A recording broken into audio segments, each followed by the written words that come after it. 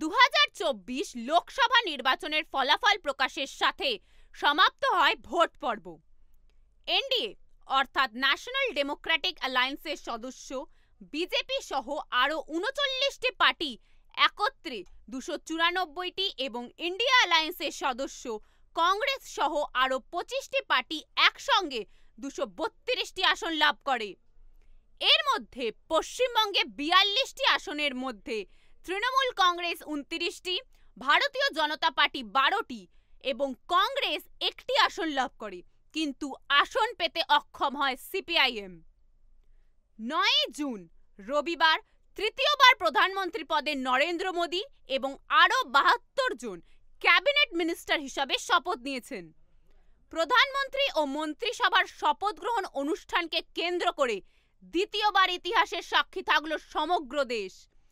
১৯৬২ সালে জওহরলাল নেহরু প্রথম পরপর ৩বার ভারতের প্রধানমন্ত্রী হিসাবে নির্বাচিত হন।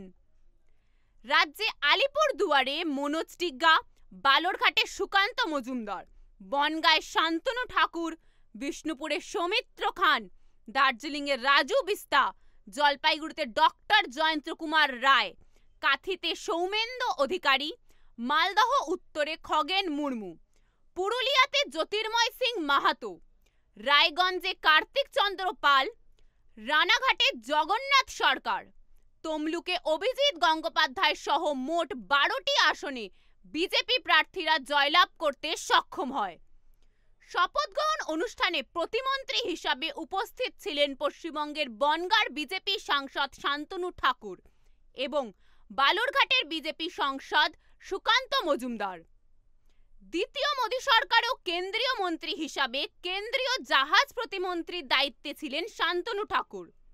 তিনি ২০২৪ লোকসভা নির্বাচনে বনগাঁ থেকে ৪১,৭৯৫ ভোটে জয়ী হয়েছেন।